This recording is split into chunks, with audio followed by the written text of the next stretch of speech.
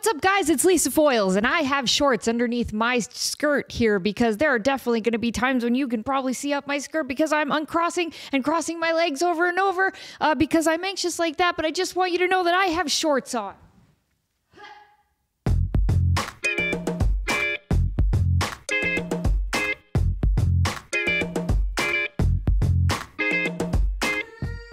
What's up, guys? It's episode 44. I'm back in America. You probably felt just a large force of ginger energy leaving the United States about 10 days ago. And then on, what day was it? Sunday. This last Sunday, you probably felt it come back. You're like, whoa, the redhead is back. And that's me. I'm the Red Baron. It's not me. But hey, I went to London and it was awesome. I had such a good time and I have so many things to tell you guys about. But first, my announcement that I made on the Instagram recently, I'm going to be at SPLATCon, which is a Nickelodeon fan convention in October 19th and 20th in Los Angeles, California, at the fabulous Hilton LAX location or something like that. I don't know. It's in a hotel. It's in like a Hilton. And it's a fan convention and I'm going to be at it. I'm going to do it, right? Because like I wasn't doing conventions for so long. And then I decided I'm going to do this one, you know, because it's like, it's special, right? It's, am I recording? Hold on. There good. I took a week off. Kind of thrown off my game here. Yeah. So when I worked in the video game industry, I did so many conventions, right? I was always at like E3 and GDC and not EDC. It was like E3 and GDC and PAX and E4. What's the big one? G4? No, what's the E3? Did I say E3 already? I don't know. I'm going, yes, E3. Whatever. All of they're all combinations of letters. It's all like QRV and TLC and whatever. So like all these fan conventions, right? Like I was doing so many of them that I just got burnt out. I got burnt like every time I make anything, like eggs, like any egg I've ever made, I burnt it. I get burnt out like eggs that I make. I get burnt out and I don't want to go. But I'm like out of breath. But SPLATCon is it's all Nickelodeon, right? It's like a bunch of Nickelodeon stars and like, you know, from the 90s and the early 2000s. And they're all getting together and they're like, let's do it. Let's do a fan convention. So I'm like, yo, I'm in. Let's do it. I'm in. So if you can make it to Los Angeles, October 19th and 20th, I'm going to be there. I'm going to sign autographs. There's going to be like an All That reunion panel, which is going to be fun. Like we've done 2 All That reunions in the past. And they were always a good time. I don't know how many people are going to show up to this one. You know, it's a little, the water is rocky in the Nickelodeon camp lately, and there's lots of controversy and things happening in documentaries that I will not talk about, that were maybe on HBO, and I'm not going to say anything about it, but it's a kind of a rocky time in the lives of some Nickelodeon stars. I don't know the temperature. What's the temperature? That's what they always say in Succession, right? It's like, what's the temperature? Call Dad. What's the temperature? And then Kendall's always like, okay, you're just kind of springing this on me last minute. And then his brother is always like, I don't know, what the f*** is not fucking my problem. Like, f*** off. I'm gonna have to bleep all of it. Those are my terrible Succession impressions that I've done for you today. But anyway, yeah, but where was I even going with that? Kevin, come here. It's so funny. He's to the point where he hangs out on the set like the entire time I'm setting up, and then I'll hit record and he's like, peace out. Bye. I got some sleeping and pooping to do. You have nothing to do. You have no schedule. Oh, I miss you so much. So I came back home from London to absolute chaos. Like Home Alone level chaos. Not that level. But anyway. So I go on vacation. I'm gone for like 8-9 days. We have like the automatic dog feeder for Riley. We have a giant mountain of food in a bowl for the cats because they just kind of graze. And then we have this water thing that's just always given fresh water. We got a fresh cat box. Like, they're good, right? Like, they're good. However, my kids staying with my mother-in-law the whole time were like, we're gonna stop by over every day and take care of the animals. And I'm like, that's really not necessary. And they're like, we're gonna do it anyway. Great. So they pretty much did as bad a job as you can possibly do, just short of killing the animals. Right? Like, the animals are all still alive. I mean, you haven't seen Ridley. There's no proof of life on Ridley yet. Have you seen Girl Kevin? Girl Kevin? Meow. No? They're all alive, probably. They're all totally alive. However, so we come home and we walk in the house, and Riley and boy Kevin are like flipping out. They're just like, you know, obviously Riley's like super excited to see us. So we're like, oh, she's just happy to see us. But then like Kevin is here, like boy Kevin, and he never comes downstairs when we come home from anything. In fact, we could leave for 2 weeks and get home and like he still doesn't come out, and then he'll finally see us and be like, oh, you guys left? I didn't know you left. Why are you back? Like, he doesn't care, right? But he was downstairs and he was like alert and strange. We're like, this is weird. So then we hear meowing from upstairs. We go upstairs. Girl Kevin has been locked upstairs in our bedroom for God knows how long. There's poop everywhere. There's poop everywhere. There's poop everywhere. There's pee everywhere. It's chaos. There's like just barf spots. There's like fur balls. It's insane. And Girl Kevin's like traumatized. She's like losing her mind. So we're just like, oh, she hasn't had food. She hasn't had water. Like, literally their one job was to come over here and make sure that the animals had food and water. And what did she not have? Food or water. We come back home, the air conditioning's off, it's hot as balls, the cat is locked in the room, there's 2 cockroaches in the middle of my podcast set just upside down fighting for their lives. There's ants on the counter, it's chaos. It's chaos. That's why you don't go on vacation, because when you get back from vacation, you need a vacation from your vacation. You need a vacation to adapt back to normal life, okay? But anyway, London was amazing, guys. It was great. We didn't even use an umbrella the whole time. It did rain sporadically, but we didn't even use it. It was great. The weather was amazing. The reason we went is because we are pals with this guy named Fat Mike, who's the lead singer of NOFX. And if you are a punk rock fan, then you will know NOFX. They sing like, don't call me white, don't call me white. They sing like that, and like Linoleum. They're a classic. They're like one of the first like big, awesome punk rock bands. Like in that style that like, you know, whatever. They're great. And they're on their very, very last tour. They're done. They're done doing it. The band is like, we don't want to do this touring stuff anymore. We're done. So they are on their very last tour, and they were playing their 2 final shows in the UK forever and ever. Forever they're done. Forever they're done. So, you know, we were looking for an excuse to go to London anyway. And so we're like, let's just go. And Michael like put us on the list and it'll be great. So we go to the shows at, what's it called? The O2 Brixton Academy. Oh, I'm so smart. That is what it was. Mm-hmm. To Brixton Academy. And, you know, we kind of thought that like Mike would hook us up with just like tickets, right? That we would just like get to go for free and like stand in the crowd and be like, woo, yeah, this is awesome.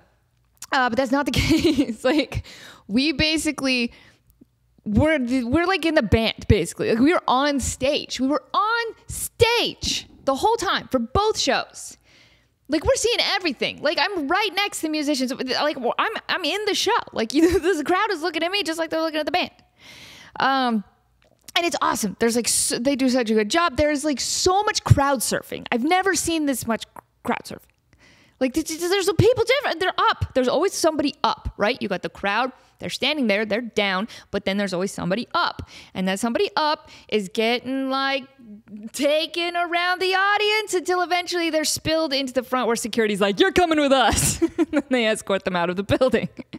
Just that glorious moment. That's why I want to crowd surf, right? Because like, I want the glorious moment of just like, just, you know, you're feeling the music and it's rock and roll and you're like looking up at the ceiling and the strangers are keeping you from falling on your head and dying. Strangers are moving you about gracefully. It's so graceful. Like how? Like this beautiful moment of like humanity coming together to keep you from falling and cracking your head open. And then you just get, and it's like, it's gotta be like euphoric, right? It's euphoric crowd surfing. And then you get to the front, they dump you, you get dumped, right? You get dumped into the front and like 5 security guards pick you up and they like grab you and they're like, you're coming with us, which is very jarring, right? Because you just had this euphoric moment of enjoying music better than you've ever enjoyed it.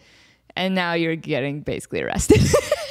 So you're coming with us, which you go from like extreme punk rock to like the opposite of that.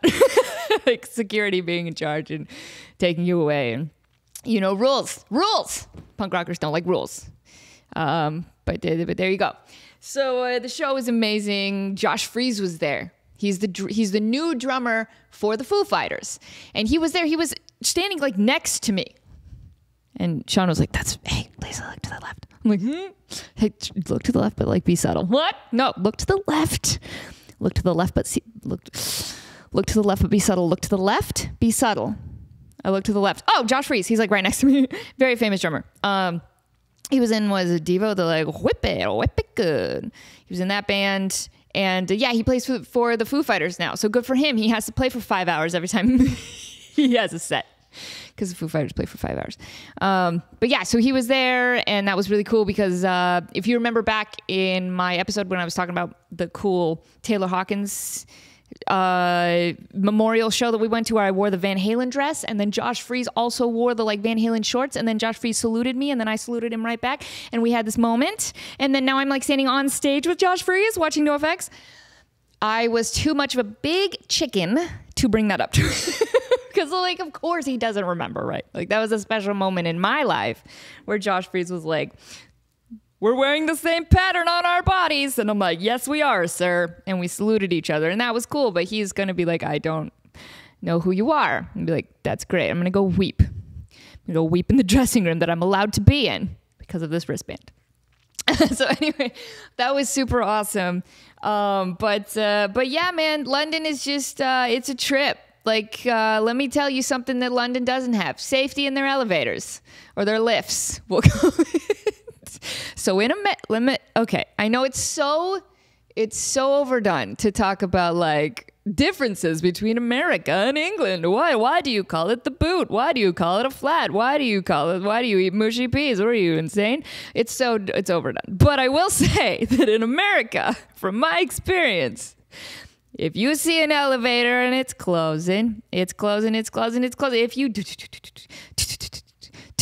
if you sprint toward the elevator and you stick your arm through, you karate chop it through the tiny gap, the elevator stops, right? The elevator's like, whoa, last minute passenger. Okay, get the doors back open. Let's go. Everybody, let's just stop. This did not happen. This does not happen at my hotel in London. In London, for the lift, it's not an elevator, it's a lift. I was running towards the elevator, toward the lift. And there was a gap in the doors. And what'd your girl do? Having grown up in America, the land of safety in elevators, the land of elevator safety. America, the land of elevator safety. Probably. What'd your girl do? Your girl karate chopped forward. Hi-ya! Stuck my arm in the gap. Gonna stop the doors. Gonna jump on last minute. The doors were having none of it. The doors closed anyway. They closed probably even harder. They're like, nope. My arm is stuck in the elevator.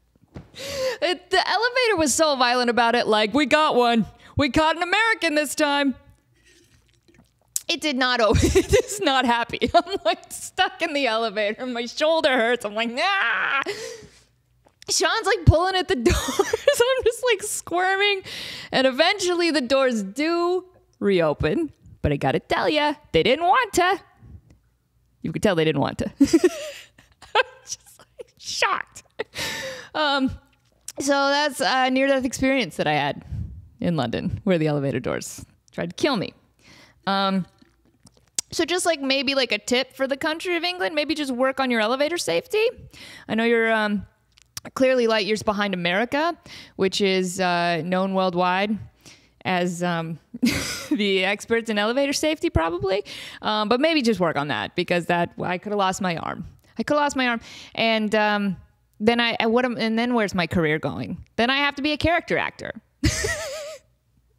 So terrible. But anyway, so London was amazing. We did all the things. We saw all the sights. We took all the pictures. Obviously, we did the NOFX thing. The funniest, some things that I found funny. Here's something that I found funny. So you girls are cheapskate. We're with Verizon Wireless. And Verizon has this thing when you travel that you even turn on your cellular data for even just 2 seconds. For 2 seconds, you turn it on, it charges you $10 for the day. Not a terrible deal, but if you're gone for 8 days and it's $10 a day, that's nearly $80.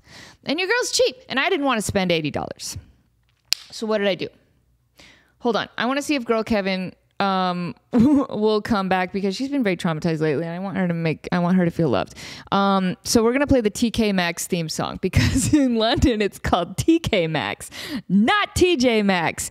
So I'm gonna adjust the theme song a little bit. We're gonna start with the "You Should Go." So let's start with that, and then I'll fill in the gap, and then we'll do the end of the commercial. We're gonna bookend it. Okay, ready? Go. You should go. TK Maxx. You should go. TK Maxx. You should go. Oh, you should come to the church of TK Maxx, where you can get multicolored pasta and fancy jelly beans, and also a fake leather jacket and a stool that has been painted teal. Oh. What was I doing? Oh, I was getting Girl Kevin. Okay, play the Smashing Pumpkins one.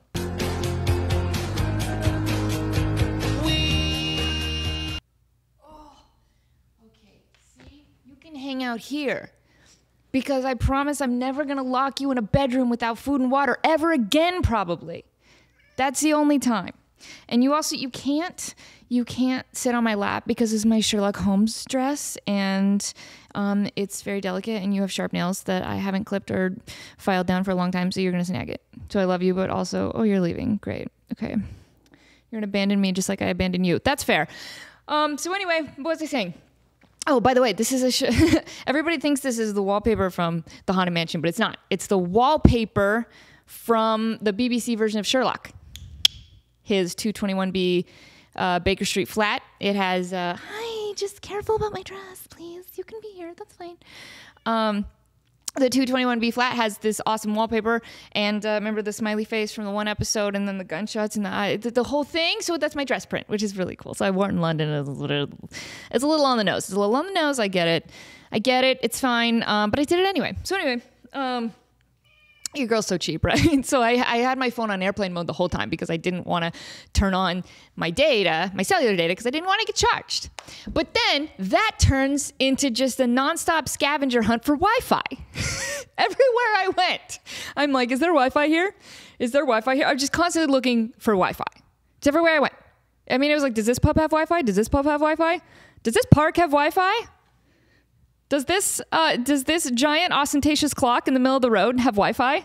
Does this church have Wi-Fi? Does this cemetery have Wi-Fi? Do these catacombs have Wi-Fi? But yeah, literally everywhere I went. It was out of control. And the problem, here's the deal, guys. I don't think I have it in me to sign up for another Wi-Fi network. Because you can't just connect to a Wi-Fi network. They want your info. It doesn't matter if it's the smallest, tiniest, most insignificant, dumbest little annoying pub in all of England. They want your info. Oh, you want the Wi-Fi? We get your info. You want the free Wi-Fi? It's not free. Give us your info. And I'm going to get emailed. I'm going to be unsubscribing from pubs for the rest of my life, because I probably signed up for like 25 Wi-Fi networks in pubs.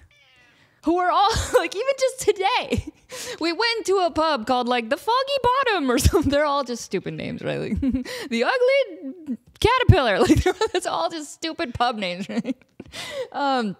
So I signed up for the Ugly Caterpillar Wi-Fi network, and even just today I got an email from the Ugly Caterpillar that was like, "We're so happy that you're part of the Ugly Caterpillar family." I'm like, I'm not. They're like, "We can't wait to email you every day forever." I don't live there.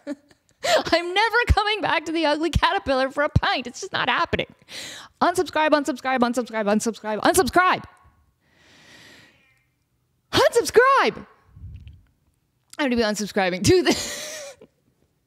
Dude, for real. Thank you for signing up for the catacombs for the Wi-Fi here at Highgate Cemetery Catacombs. We can't wait to see you again. I'm not coming back. I don't live there. Dude, you have to sign up. You have to sign up for so many Wi-Fi networks, and it's so annoying. The other one.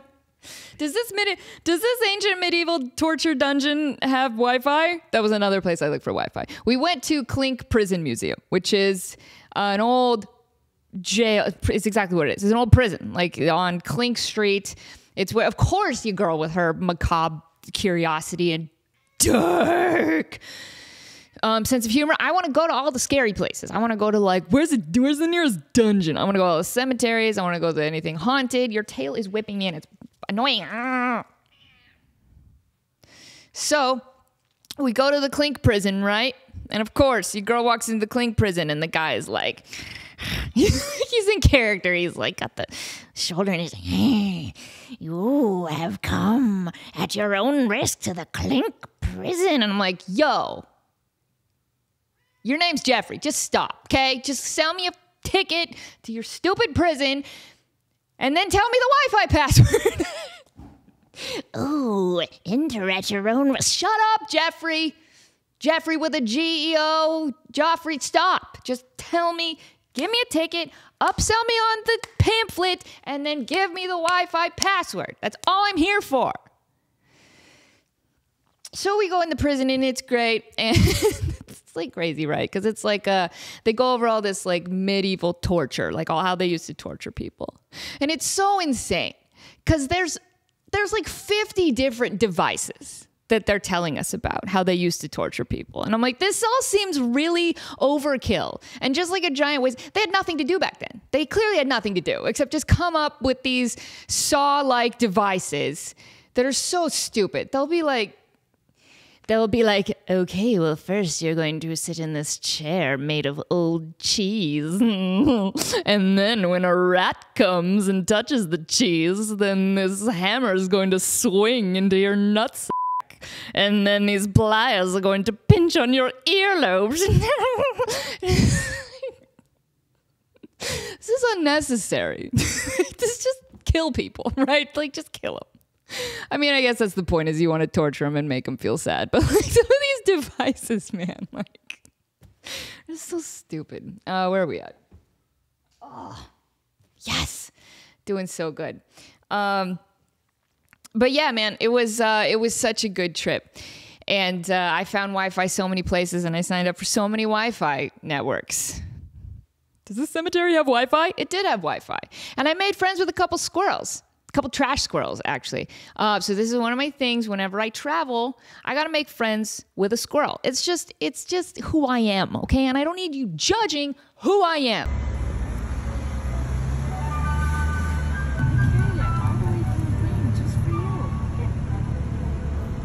So I'm a squirrel person, and I love squirrels. So anytime I go on vacation, I gotta befriend a squirrel. And I did. I was just chilling. Here's how dedicated I am to befriending squirrels. I carry squirrel food in my purse. I carry it in my bag. This time it was a crushed up muffin and some crunchy nut cereal. Because I bought some cereal in London, and they don't have the brands that we have. They had like crunchy nutteries or something. I don't know what it was. But yeah, I got some crunchy nutteries, and then I carried those around in my purse. And then when I saw squirrels, I would do this little like,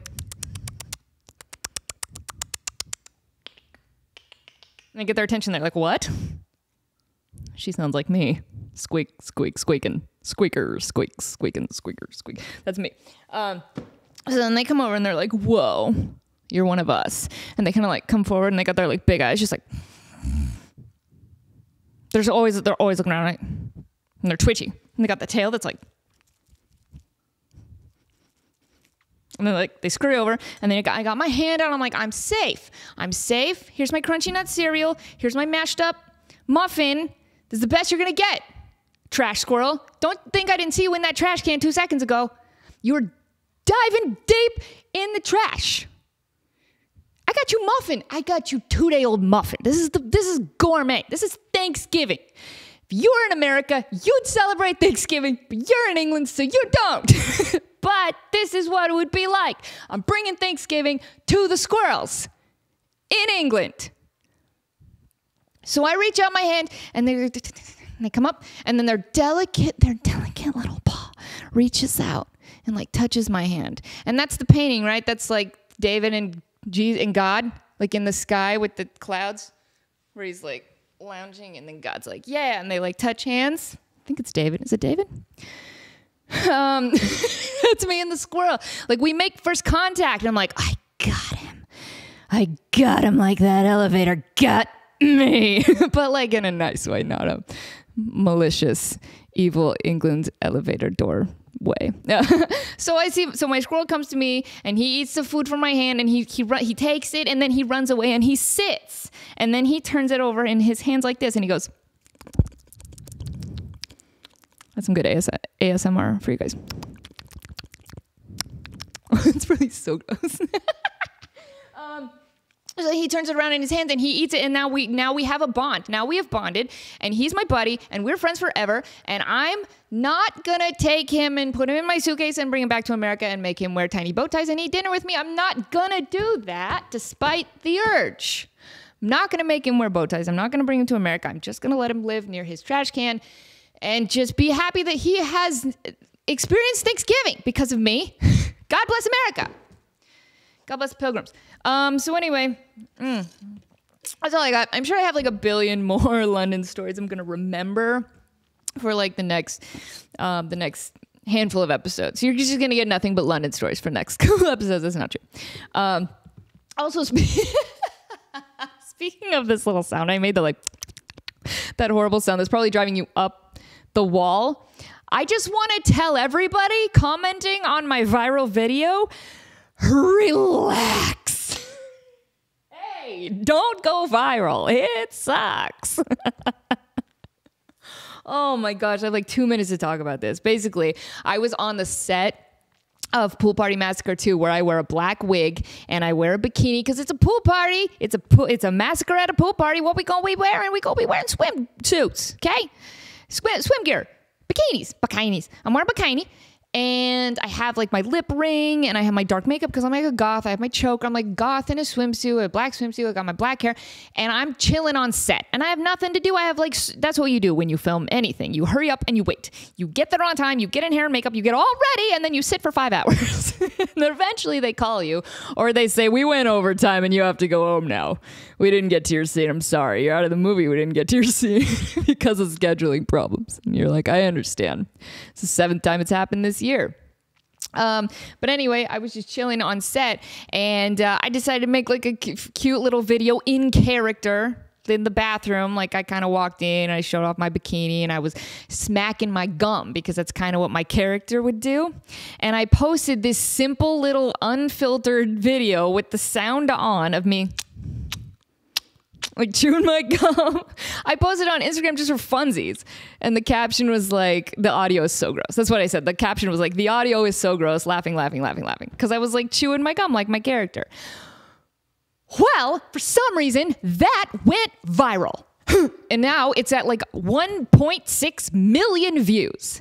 And let me tell you, people are mean. People are so mean. Every single day, I wake up to like 10 new comments from old men just saying the meanest things you can ever imagine. It's awful. It's so awful. I'm trying so hard to ignore it.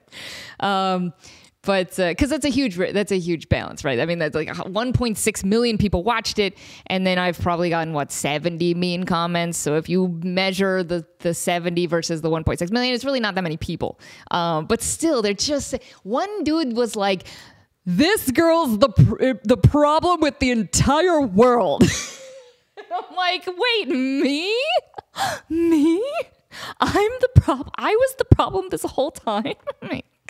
Wow. I feel very flattered by that. But just the most horrible mean comments about my face and my body and the gum and just, can you guys just chill? Okay. It was just a silly, stupid, dumb video. I had no intention of it being seen by 1.6 million people, but that's the internet. That's the internet.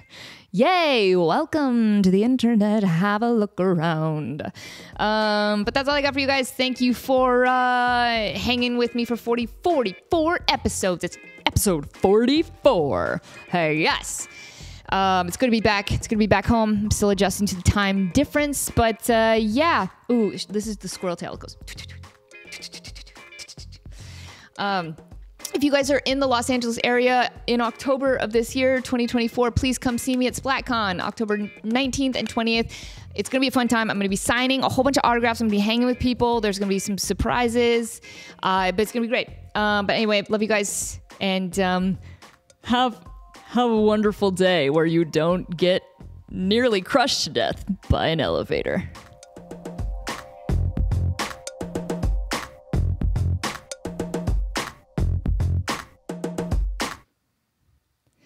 I'm so sorry we locked you in that room.